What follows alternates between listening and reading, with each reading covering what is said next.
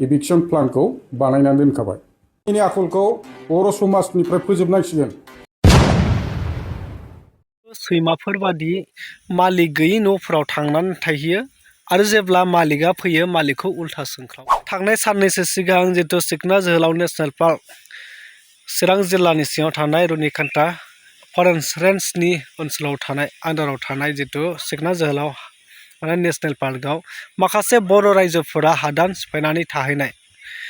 बैसोर थाहैनाय जायगायाव जितु बिटिसि गभर्नमेन्टनिफ्राय बा दानि गोदान बिटिसि गभर्नमेन्टनि EM पानिराम ब्रह्म सार बिथांनि जितु बिथोन होनाय बायदियै बै फरेस्टफोरा बैहाय एन्टि पचिं केम्प लुफुंनो थाखाय जितु बरिं गायसननो थांदोंमोन। बेवहाय माखासे जायफ्रा हादान सिफायना थाहैनाय रायजोफोरजों नारा नाथा जानो गोनां जादों। बेखौ लानानै चिरां जिल्ला रुनिकान्ता रेन्जनि सिङाव थानाय दिफु बिथाङा माखासे बिराद गिदिर बाथ्रा फोरमायदों। बे बाथ्राया गोबां साननोबो गोनां आरो हारिनि थाखाय जोंनि बर' हारिनि थाखाय एसे लाजि नांगौबो बे बाथ्राया। नोंथांमोना एसे नायनानै लाग्रो। जेराव माने दिनैसिमबो बिराफान नाबो जोबाखै जोंनि समाजाव। बिफां दाननानै थाखा खामायनो लुबैग्रा बिराफानफोरखौबो जों हमगोन साफा साफा। बुंनो नागिरो मानसिया गावहानो लब दंखायो। गुनजेर देवानिनि थैया दासिमबो दंगासिनो दं बिसिनाव। लबिया बिसोरो हा दालाल खालामनानै बिसोरो फामु जानानै बेबादि माने थाखा खामायनो हा लादलाबलाबायनो बेबादि सभाबा दिनैसिमबो दंगासिनो दं। बे गुनजेर देवानिनि थैया सोदांनांसिगोन। गुनजेर देवानिनि आखलखौ बर' समाजनिफ्राय फोजोबनांसिगोन। नङाब्ला बे जोंनि माहारियारि जानाखि सम्पद बेखौ रैखाथि खालामनाया माने गोब्राब जागोन। आरो दिनै बे हाग्रानि सम्पदखौ जोङो लाखिनायाव दानि गोख्रों बिटिसि सरकारा बिथांमोननि पलिसियाबो क्लियार काट। बिथांमोनहाबो बुंदों जानाखि दङ बेखौ जोङो संरैखाथि गोख्रोङै होनांगौ आरो जानाखि गोमाबाय बाहायबो जोङो रेस्ट'र खालामफिननांगौ होननानै बिटिसि सरकाराबो दिनै जोंनि EM साराबो रिकुवेस्ट खालामगासिनो दं।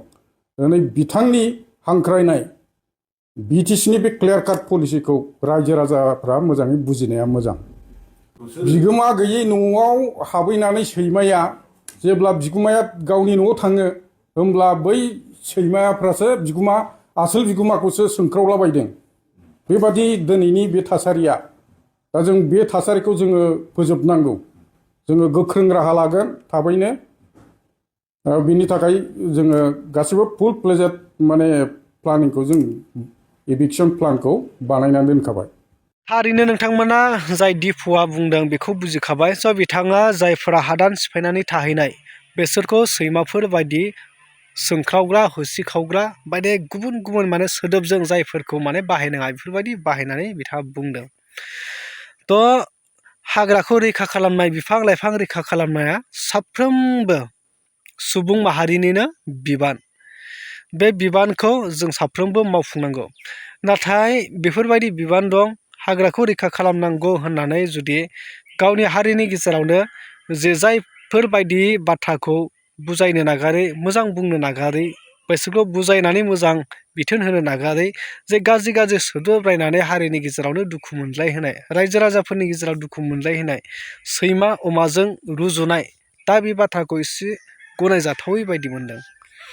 अलरेडि फैबाय थानाय समाव जायफोरा फरेस्ट एलेका बा हाग्रा ओनसोलाव हादान सिफायनानै थानाय बैसोरखौ बिटिसिनिफ्रायबो एभेक्सन खालामनायनि अलरेडि थिरांथाखौ लाखाबाय होननानै दिफुआ फोरमायदों।